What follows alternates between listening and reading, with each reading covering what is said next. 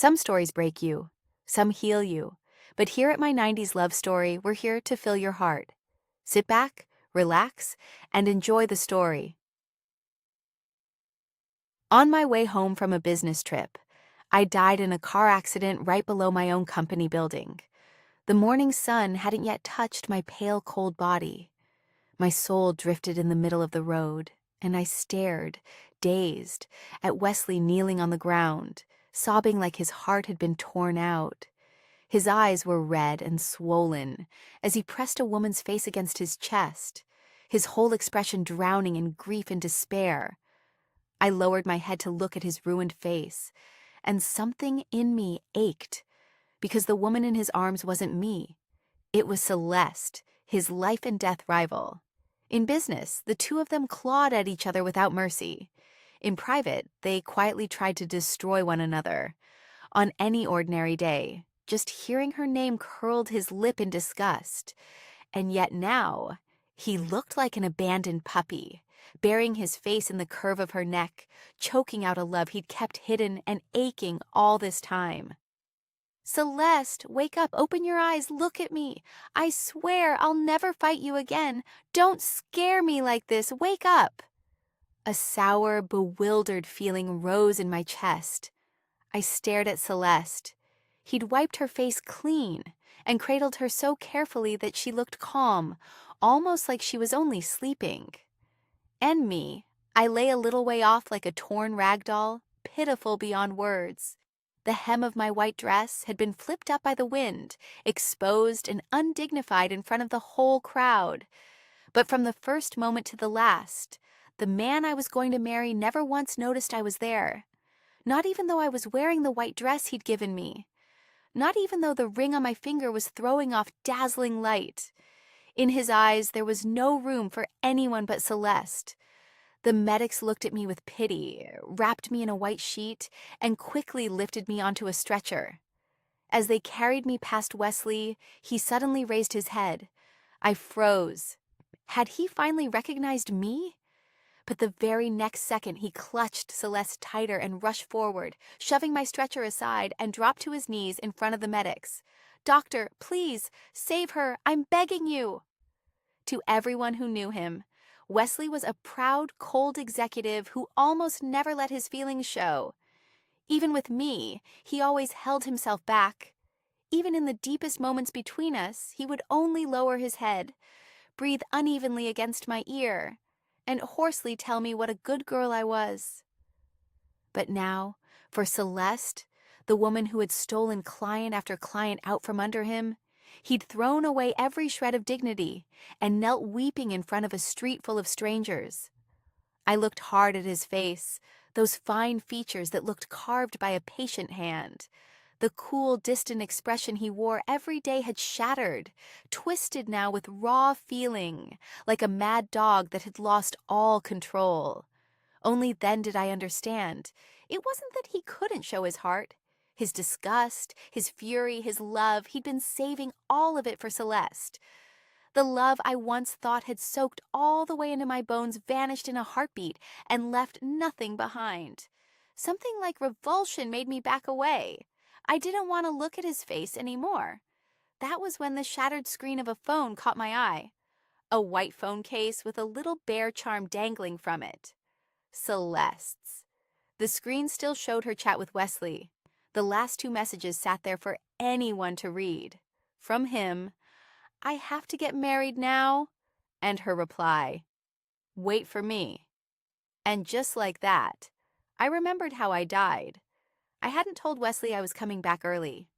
The moment my plane landed, I'd gone straight to his office to surprise him.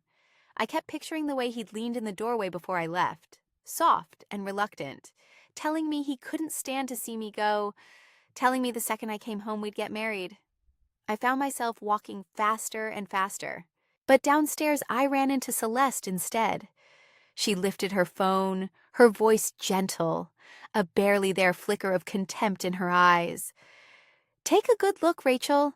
As long as I don't allow it, the two of you will never marry. He hates me, and that only makes him love me more.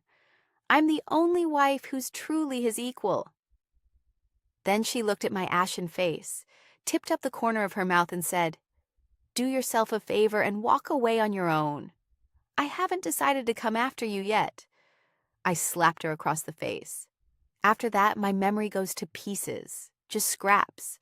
A truck swerving out of control, screams from people on the street, and Wesley staggering, running towards Celeste. For some reason, my soul couldn't drift far from him. I followed him to the hospital. I watched Celeste's family drive him out. When he got home, he shut himself inside, switched off his phone, and sat on the sofa drinking himself senseless. He used to say alcohol damaged the brain, that he wouldn't touch a drop, not even at our own engagement party. But now he drank around the clock, like he wanted to get drunk enough to simply follow Celeste wherever she'd gone. On the fourth day, Griffin broke the door open with his assistant Toby and couldn't stop himself from throwing a punch. "Wesley, I know you're grieving, but today you're going to sober up for me. You didn't even show your face at her funeral?" Wesley's head snapped to the side. His hair hung tangled over his forehead. He looked wrecked beyond description. He laughed, quiet and thin. "Griffin, I regret it. I should have understood my own heart a long time ago. The whole time Celeste was alive, I kept coming at her, and she died never even knowing I loved her." Griffin stared at him. "Celeste isn't the one. Rachel is," he started. And at the sound of my name, Wesley went still for a moment, then shut his eyes, pinched the bridge of his nose, and rasped, "So she's the one who sent you. Celeste is dead, and she's still competing with a dead woman? It's not that I won't marry her. I only push the wedding back. Tell her to stop causing a scene." One stood there staring at Wesley. In those ink-dark eyes, there wasn't a trace of guilt. Oh, of course. He still didn't know that I was dead too. Toby's mouth fell open like he wanted to say something, but Griffin lifted a hand and cut him off. He dropped his gaze to Wesley and, after a long moment, gave a cold little laugh. "Fine. If that's your decision, then when she gets back from her trip, I'll go tell her myself. I just hope you won't live to regret it." Then he turned and led Toby out. I followed them to the elevator and heard Toby ask carefully, "About Rachel, do we really not tell President Wesley?" Griffin stopped short. His voice came out hoarse and worn. "I'll handle everything about her. Until then, don't say a word to him. He can't take it. And more than that, she probably wouldn't want to see him anyway." I leaned against the doorframe and saw the rims of Griffin's eyes go red as he let out a bitter laugh. The three of us grew up together in the same orphanage, tested into the same university, and after graduation built the company we ran now. In the early days, Wesley and I lived in a bare little basement. When he came home from a night of schmoozing clients and found me eating dry instant noodles straight from the pack, it broke his heart. He held me and swore he would never let me down, that he'd give me a real home, a happy one. Back then, the biggest dream he had was to throw me a wedding grand enough to take my breath away. And now? Now he lived in a penthouse in the heart of the city. And the thing that tormented him most was how to get free of me. 3 days later, I still hadn't found any way to leave him. Then Wesley suddenly cleaned himself up, neat and spotless. I didn't understand, so I trailed after him, until he knelt at the gates of the Whitfield estate, and I finally understood what he was after. He wanted Celeste's ashes. I'd braced myself for it, and still my chest went tight. A whole week had gone by, and he hadn't spared a single thought for why I still wasn't home, whether something had happened to me.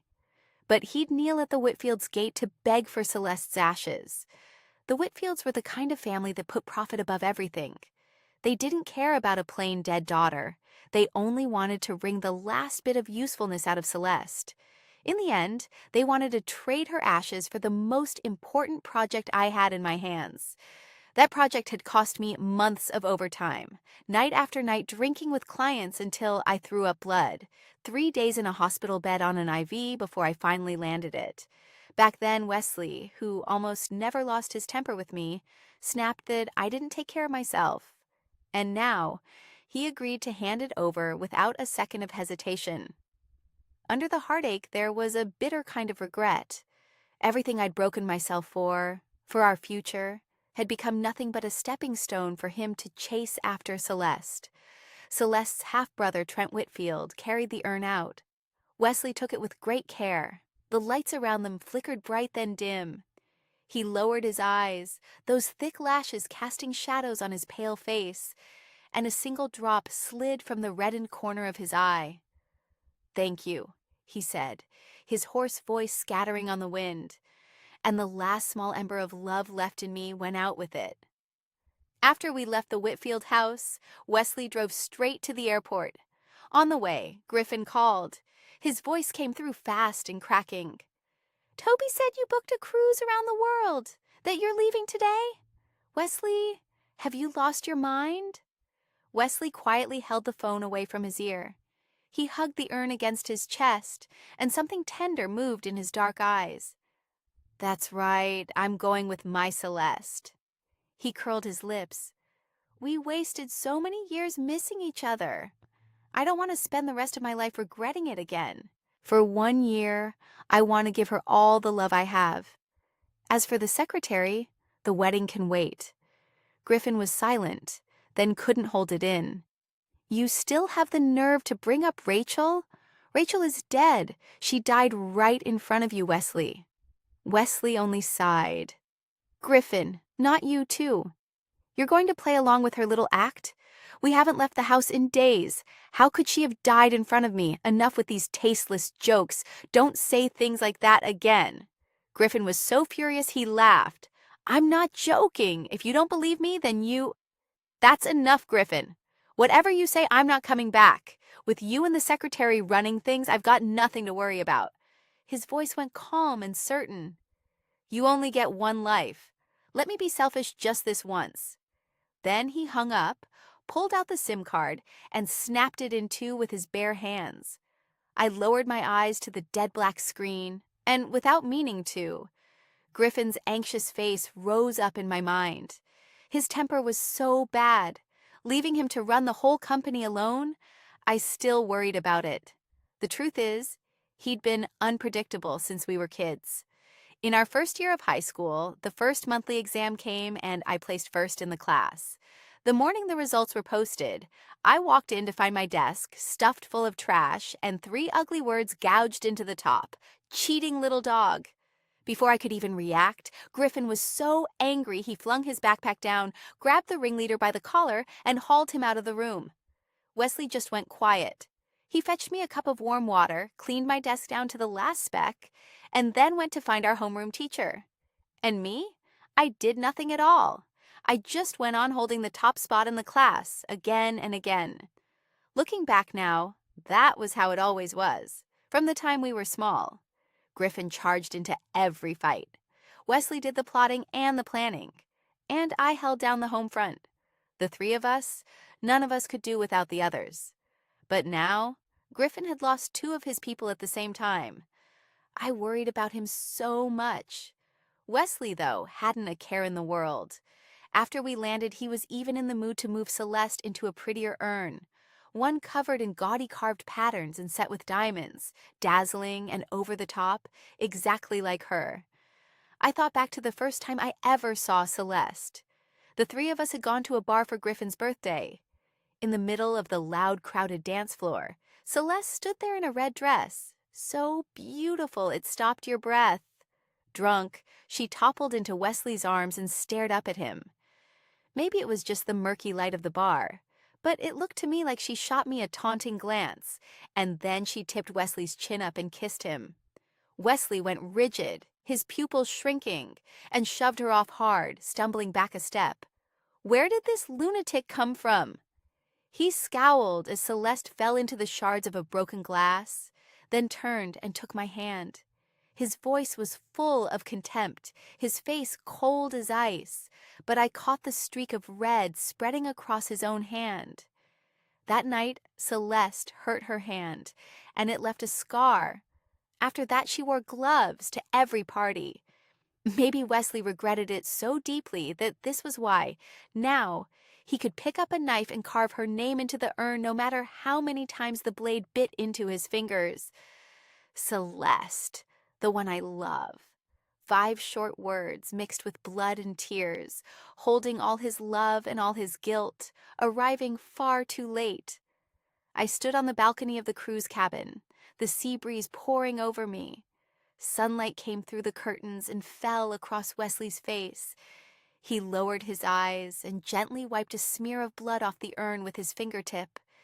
It looked exactly like the day I first arrived at the orphanage, when he used his tiny hands to wipe away my tears and my runny nose, then clumsily tried to comfort me. "Don't be scared, Rachel. Big Brother is going to protect you forever." The strange thing was, following Wesley around the world, aside from the faint disgust, I actually didn't mind it. I'd never been anywhere so beautiful in my life. He planned each stop days in advance, carried Celeste's ashes everywhere, carefully photographed the scenery along the road, and sometimes even explained the history of a place to her. When curious strangers asked, he'd answer without a flinch. "This is my wife." Our engagement rings. At the very first stop, he'd casually handed them to a wandering street painter in exchange for an oil painting of him and Celeste holding each other in a bar. The trip went smoothly. The only strange thing was that now and then Wesley would stare at the beautiful landscape like a man who'd lost his soul. In the old days, we'd been poor, no time and no money to travel. So we used to lie in our rented room and daydream about all the places we'd go someday. But once we finally had money, we only got busier. He used to say that when we got married, we'd honeymoon in Iceland and watch the northern lights. That when we grew old, we'd find somewhere quiet and live out our days in peace. But I never made it to the wedding, and I never made it to old age. It turns out nothing lasts forever. Anyone, at any moment, can turn around and walk away without a second thought. A few months later, Wesley happened to pass a bridal shop. Maybe it was the gown in the window that caught his eye, because he stopped in his tracks as if something had reached out and held him there. I drifted closer. The dress was gorgeous, the skirt spilling down like a waterfall, like a galaxy falling to earth, wrapped in a soft, dreamlike glow. It looked so much like the gown I'd once tried on with him. He stood there silently in front of the glass, and something flickered in his eyes. Longing and memory. That night, he sat by the hotel window with his phone and spent the whole night going through photos of the two of us, from high school to university to now. In almost every picture, I was looking straight into the camera, and he was looking at me. The old photos slid past one after another, and at last, his finger came to rest on the picture from my high school graduation. His gaze reached back across all those years to meet the 18-year-old me. Then, as if he'd been burned, he set the phone down and anxiously rubbed his ring finger. But there was nothing there. He'd traded the engagement ring away for a painting long ago. I stood beside him, watching coldly. What was he so afraid of? Afraid to face the 18-year-old me, whose eyes had held nothing but him? Or was he remembering how much he'd once loved me, afraid he'd made the wrong choice? It didn't matter anymore. I hadn't done anything wrong. If he needed to reflect on something, it should be his own judgment and his own choices, not my honesty, and not my love. The next morning, for the first time, Wesley went out without Celeste's ashes. He hurried to a jeweler's to order a new pair of diamond rings. The design was called Rebirth. The clerk smiled and asked, "Did you just get married, sir?" Wesley's lips curved, and his eyes were full of ease and quiet anticipation. "No, it's a new beginning." That night he buried Celeste's ashes on a quiet little island, and then whispered to her all night long, "I have to go now. Rachel is still waiting for me. I failed her once. I can't make the same mistake twice. But I don't regret loving you. In this life, we had the connection, but never the fate. In the next one, let's be together. Once he'd buried her, Wesley hurriedly booked a flight home. The moment he landed, he went straight to the company.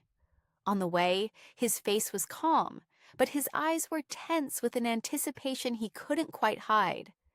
But that hope died the moment he searched the entire building and still couldn't find me. I had disappeared without a trace. He shoved open the door to Griffin's office. I bent to look at Griffin. A year without seeing him, and he'd grown thinner, but steadier, calmer, too. When Wesley came crashing in, he only slid him a cool, level glance. "Where's the secretary? Is she hiding from me?" Wesley's voice was small, threaded with exhaustion. Griffin looked at him in silence for a moment, then let out a cold laugh. "She's not. Didn't I already tell you? She's dead. She died in the same crash as Celeste." Wesley went blank. The ring box slipped out of his hand and hit the floor. The evening sun struck the edge of the diamond and sent a blinding light flashing off it. Something seemed to click for him all at once. He jerked his head up, his face going white as paper. "What did you say?" he ground out, his voice raw.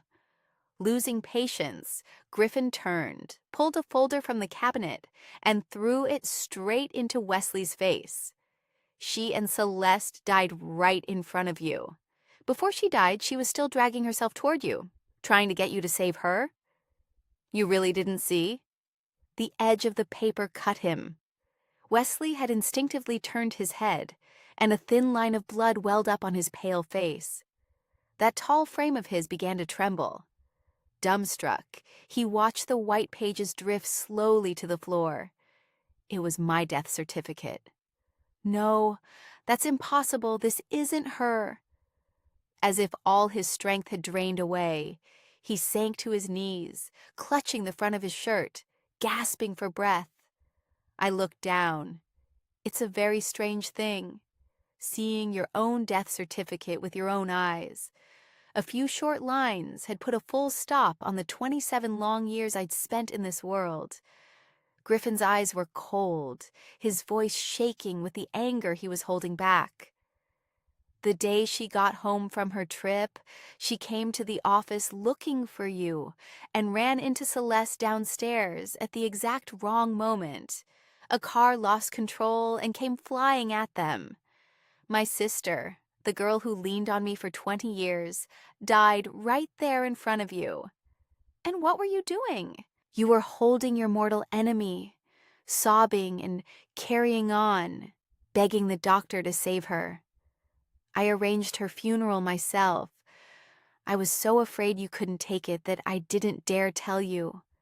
For days, I couldn't eat, couldn't sleep. Every time I closed my eyes, I saw Rachel crying to me, telling me how much it hurt. And you? You took Celeste's ashes and played your little disappearing game. Wesley, why couldn't the one who died have been you?" I looked at Griffin's red-rimmed eyes, and the ache came back. Even now, the person I couldn't stop worrying about was him. His parents had thrown him away when he was small. It took everything he had to finally find Wesley and me, and the three of us had leaned on each other to survive. The two of us were his whole family, and now he was completely alone. Wesley's dark pupils quivered. Then he coughed, hard, and a mouthful of fresh blood spilled from his lips and soaked slowly into his white shirt. He startled, reached out, and gently touched the blood-stained certificate. Name of the deceased? Rachel. Sex? Female. Over the years, he'd written my name more times than either of us could count, and yet now, he looked as if he couldn't read it at all. With a face full of stubborn disbelief, he ran his fingers over the words again and again. The blood spread out like a bright red rose blooming across the page. Watching him hold my death certificate, I felt a bitter, stinging kind of grief. Why should I ache for him? I only ached for myself, for the girl who had tried so hard to live. The wind slipped through the narrow gap in the window and let out a low, choked sob. Griffin ran out of patience. He crossed the room, grabbed Wesley by the collar, and glared at him through gritted teeth. "You put on a show like this now? Who exactly are you trying to make sick? Stop performing." Wesley gently pried his hand away, wiped the blood from his mouth with his sleeve, and looked at Griffin, calm now. "Where are Rachel's ashes?" His voice was hoarse, his dark eyes hollow and frightening. "She's still waiting for me to marry her? I still owe her a wedding. Let me see her." Griffin took 2 steps back. "Don't even dream about it." Wesley shut his eyes in despair, paused, and then choked out, "Griffin, I'm her family too. Consider it me begging you.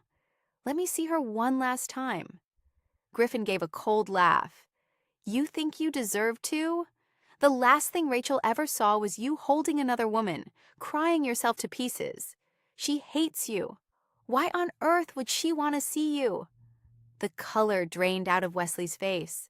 The truth was, I really didn't want to see him, but I didn't hate him all that much either. We'd relied on each other for so many years that even if the love was gone, there was still something like family left. What I felt was regret. Regret for all those days my heart had brimmed over with joy, back when all I wanted was to be by his side forever. Griffin turned and opened the door and called Toby in. "See our guest out and don't let him back in here again." Toby blinked, but stepped over and moved to help Wesley up. Wesley had gone still as a corpse again, refusing to budge. Toby sighed and reluctantly straightened. When he finally spoke, his tone was still respectful, but the words didn't spare him at all. "President Wesley, there's something I think you ought to know. That last trip, Rachel was supposed to be gone half a month. But she wanted to make it back for your birthday, so she pushed herself, worked overtime, and cut it down to a single week, all just to surprise you by coming home early. Nobody could have guessed this would happen. She wasn't supposed to die." Wesley's head snapped up. His eyes shot through with red as he stared at Toby. "What did you just say?" Toby ignored him and kept going.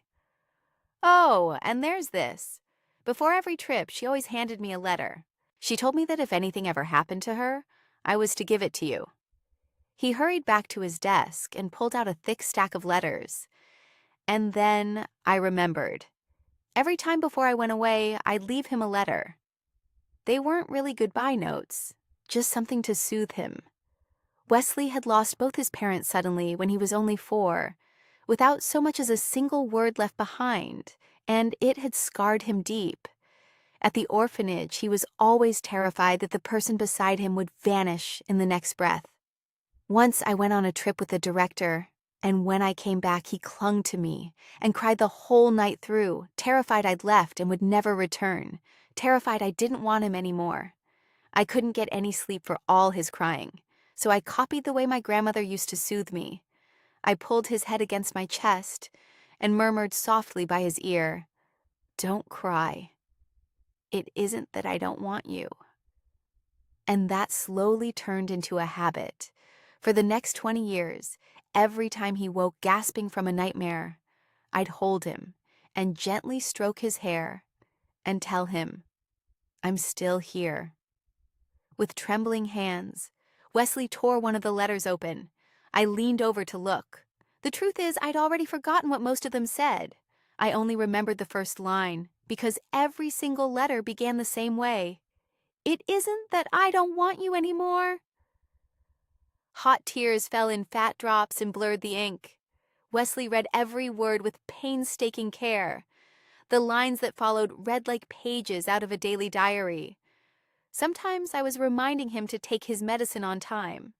Sometimes I was telling him not to forget to toss out the old leftovers going bad in the fridge. Sometimes I was hoping our wedding could book a real celebrity to come and perform. The last letter had been written just before my final trip. By then, we'd already promised each other we'd marry the moment I got home. I never imagined anything would happen to me. So instead of last words, I'd written out all my silly hopes for the wedding. I wanted Griffin to put on a wedding dress and jump out to scare Wesley the second he turned around. I wanted to swap the bridal bouquet for a cat teaser wand, and after the ceremony, whoever caught it would win an adorable little kitten. I wanted to force Wesley into a frog costume and make him dance with me. There was so much more I'd wanted, and now none of it would ever happen. The whole trip, nothing went wrong. Who could ever have guessed it would be right downstairs at my own company that everything fell apart? Wesley pressed the letter to his lips and wept as if his heart were being ripped out, like a great beast at the point of death. Rachel, Rachel. He shook so hard and cried until no sound came out at all, as if only now did he truly grasp what he'd lost. I crouched down in front of him and studied his anguished face, and then, the way I always used to, I reached out to gently stroke his hair. My hand passed straight through it, leaving nothing behind. I pulled it back, aching with regret. He couldn't hear me, but I said it anyway. "Wesley, this time I don't need you anymore." Wesley cried until he passed out, and Griffin took him to the hospital. When he came to, he was quieter. He lay there in silence, staring at the ceiling, lost in some thought I couldn't reach. After a while, he glanced at Griffin keeping watch beside him, then rolled over and climbed off the bed. Griffin didn't move. He only watched, cold, until he saw Wesley start to climb up onto the window ledge. Then he lunged and grabbed him. "What are you doing?" He seized Wesley's arm and shoved him down hard onto the floor. Wesley scrambled up and, without a word, went right back to climbing the window. Griffin couldn't take it anymore and threw a punch. "Have you finally gone completely insane?" Wesley wiped the blood from his nose and spoke almost serenely. "I'm going to follow Rachel. She's so timid, all alone out there, she must be terrified. You still have the company to run. It wouldn't be right for you to go with her, so I'm the one who should go." A chill of horror went through me, and I backed away. "Don't you follow me. It'll only annoy me," Griffin sneered, his voice going cold. "Follow her? You think you deserve to? You're going to live. You're going to spend the rest of your life drowning in this pain and this despair, and you're going to atone." I didn't think he would, though.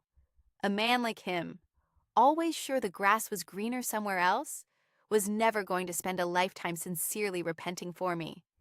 Even Celeste, the woman he supposedly loved to death and back, he'd buried without a second thought. Griffin waved toward the door and called in a few big healthy guards to watch him and make sure he didn't do anything to himself. Before he left, he leaned in and threatened Wesley viciously. "If you die, I'll pour your ashes down a filthy sewer so you'll never find Rachel in the next life." Wesley didn't react at all, and I got a little scared. If they locked him up in here, didn't that mean I'd be stuck in here too? "Griffin, why would you do your own teammate like this?" But a hired nurse can't stop a man who set his whole heart on dying. Wesley quietly hoarded half a month's worth of sleeping pills, and then, one evening at dusk, swallowed all of them at once. Honestly, I didn't really care whether he lived or died. It had just been so long since I'd seen another soul. And once he was gone, I probably wouldn't be able to see him either.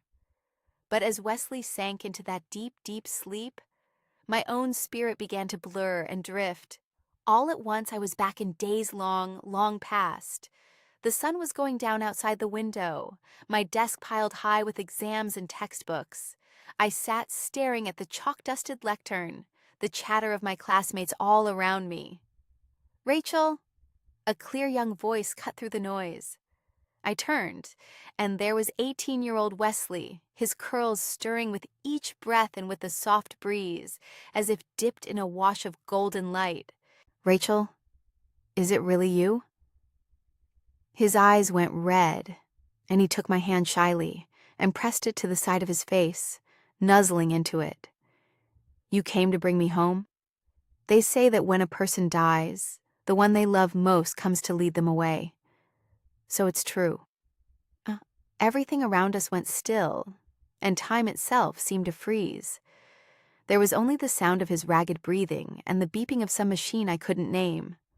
Coldly, I moved to take my hand back, but he only gripped it tighter. No. Wesley stared, stunned. Why? I laughed softly and repeated it back to him. Why? Because I loved you with no conditions at all, and it made you forget to look in the mirror? What made you think that after you died, I'd throw away everything between us and come to lead you home? Wesley floundered. No. Rachel, I didn't know it was you standing beside me. His tears dripped onto my hand as he sobbed like a puppy that had been thrown in the water. In disgust, I wiped them away with my sleeve. Whether you knew or not, does it even matter anymore? The one you were holding and crying over wasn't me, was it? He clung to my hand, his thick, dark lashes trembling. Rachel, I'm sorry. I was wrong. I love you. All I wanted was to be with you. He stopped. You only what? I tilted my head and watched him quietly. You only got bored of what you had and wanted something new. You only played around until you'd had your fill. You only decided a life like ours was too dull and went looking for a different kind of thrill. You only figured that since I wasn't just your lover but your family, I would forgive you forever and wait for you forever. I sighed and peeled his fingers off my hand one by one. Wesley, that's exactly how selfish you are. I really shouldn't have let myself hope for anything from you. Wesley squeezed his eyes shut, not daring to look at me. Rachel, I'm sorry. Maybe he'd forgotten that he was the one who confessed first. He was the one who said that no matter what, he would never leave me. The man who once swore he'd love me forever, in the end, only knew how to say sorry. Rachel, you can hit me, you can curse me, you can hate me, just don't stop needing me. I looked at his guilty, hopeless face and laughed quietly. Wesley, do you know something? After I died, my soul stayed right beside you the whole time. His head shot up, as if it had just dawned on him, and his face went awful. I watched you cry your insides out for Celeste. I watched you sign away my project. I watched you take her on a trip around the world. I watched the two of you go to all the places I'd always wanted to see. It was sickening. And in all that time, there wasn't a single moment I didn't think about leaving you. He tried to hold on to me. Rachel. I swatted his hand away out of patience. Enough. Let's leave it there, Wesley. We were cursed from the start, you and I. Let me go. I stood and walked toward the light. This time, Wesley didn't follow. However hard something is to let go of, the time to let it all go comes anyway. And in the end, everything falls into place. Just now, I think I finally understood why I'd been chained to Wesley's side. It was our engagement. I ran my thumb over the diamond ring that sat hot and heavy on my finger, and it felt unbearably harsh. On what grounds? He'd thrown his own ring away ages ago, and yet I was the one left locked in place.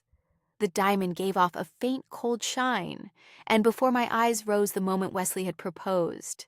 That dazed, overwhelmed face of his, the vows he'd whispered still circling in my ears, as though it had all happened only yesterday. I lowered my eyes and, without a shred of hesitation, slipped the ring off. It turned to silver light and slowly melted away. I felt myself grow light. It had been so long since my body drifted like this, as if I could float up and away at any second. At the far end of the light, I saw Celeste. Why, in the very end, did he still choose you? I gave her a single glance and answered politely. What does that have to do with you? Then I kept walking forward. Behind me came her voice, unwilling, demanding. You'd leave him like this and feel no regret? I didn't answer her. Regret? I had been brave and honest. I had dared to love and dared to hate. And I had done nothing wrong. So the one left with regret, it was never going to be me. Now here's how it all looked from Griffin's side. I can't remember which Friday it was. Same as always, I had dinner with Rachel and Wesley, and then we went our separate ways. Years later, looking back, I realized that night I'd said goodbye to them, never dreaming that in this whole life I'd never see either of them again. They rushed Wesley into emergency, but it was already too late. He'd swallowed far too many pills, and he had no will left to live. Every last one of my family was gone. In the end, I couldn't quite bring myself to pour his ashes down a filthy sewer. We were brothers, after all. We'd grown up side by side since we were small. So I went and found the spot where he'd buried Celeste, and I let the two of them rest together. I really am a genius. Rachel's headstone I had carved based on the things she used to say. It reads, in her own words, "This lousy mortal world gets 0 stars from me. Absolutely terrible service. Every few weeks I go to visit her, sweep the grave, pour her a little tea. Sometimes the company's too busy for me to brew any, so I just pour out a bit of bottled green tea instead. It's not like she can drink it anyway. Lately, 4-leaf clovers have grown thick in the crack at the foot of her headstone. The moment I walk up, they sway in the wind, exactly the way it was back at the orphanage, when Rachel would sit on the swing and wave at me from far away, calling me Big Brother. 5 years into my marriage, my daughter was born. She was tiny, even smaller than Rachel was the day she first arrived at the orphanage. When I lifted her out of the nurse's arms, I froze, and the tears came before I could stop them. There, on my baby girl's shoulder, was a birthmark shaped like a 4-leaf clover, and with the soft rise and fall of her breathing, it looked, for all the world, like it was gently waving at me. And now, the same story from Celeste's side. The truth is, the first time I ever met Wesley wasn't at the bar. It was at one of the Whitfield Company's seminars. The three of them sat together like an iron triangle you couldn't pry apart. Wesley kept his eyes gently fixed on Rachel beside him, without a glance to spare for anyone else. She lifted a hand, and he passed her a glass of water. She hunched her shoulders against the cold, and he draped his coat over her. I envied it. And right then my useless half-brother, same father, different mother, sidled up to me with his petty little sneer, so smug it turned my stomach. "So you got into the company. So what?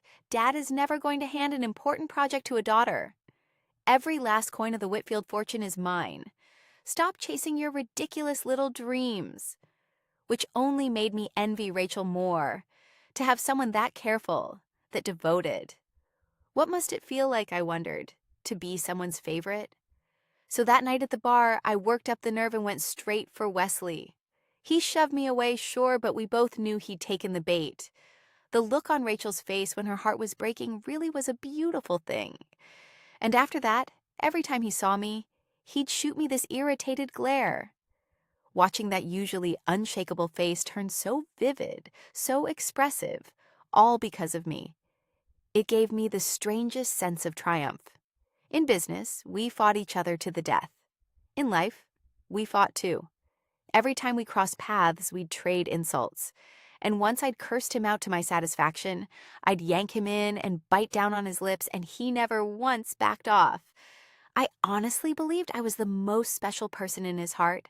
It was only later that I understood how completely wrong I'd been. That bastard Griffin buried Wesley right next to me. I heard the old ghost explain it once. A soul with no lingering attachment can move on and be reborn. But in a handful of very rare cases, a soul that carries no attachment still gets snagged here in the mortal world, bound by some tie or another. And during that stretch, neither the living nor the dead can see them. Rachel must have been one of those. She couldn't move on. And I can't move on either, because I do have an attachment. My family never loved me. They used me as a bargaining chip to trade for their projects. The man I loved never loved me. He treated me as a plaything to chase a thrill. I wanted someone to love me. And that was the one thing I could never have. Wesley can't move on either, and by now it's almost funny. What he's still hoping for is that Rachel might forgive him. And that's more impossible than anything, and so the two of us stay here, each unable to stand the other, never, ever to be reborn. Thank you all for listening.